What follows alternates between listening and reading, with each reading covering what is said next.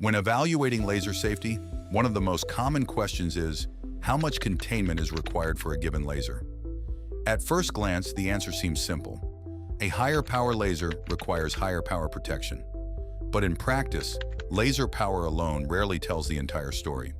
To understand why, we must first understand how laser energy is distributed throughout a workspace.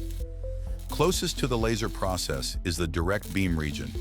This area contains the highest energy concentrations and represents the greatest hazard within the workspace. Direct beam exposure and concentrated reflections are most likely to exist within this area.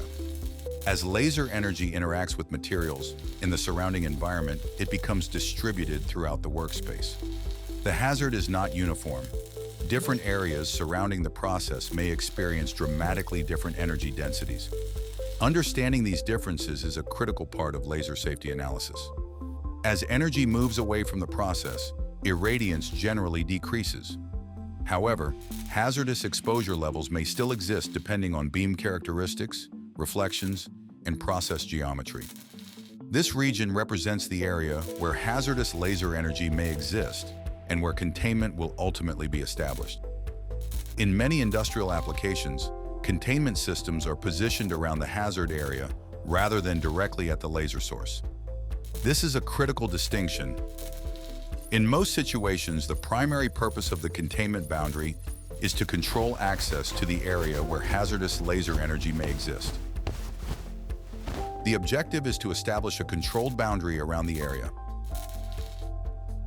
Outside the containment boundary is the occupied workspace.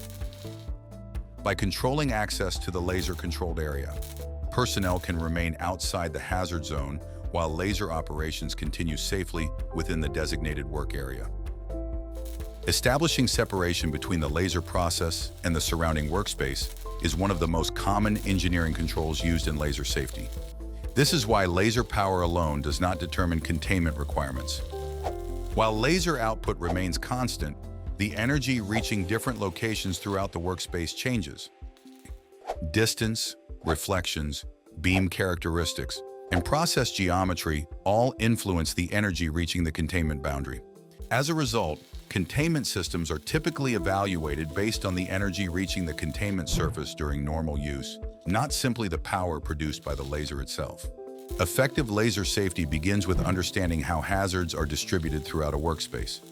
By understanding hazard zones and containment boundaries, organizations can establish appropriate controls that protect personnel while supporting safe laser operations. Because laser containment is not simply about stopping a laser, it is about controlling the area where laser hazards exist. Laser safety industries. Practical solutions for real-world laser hazards.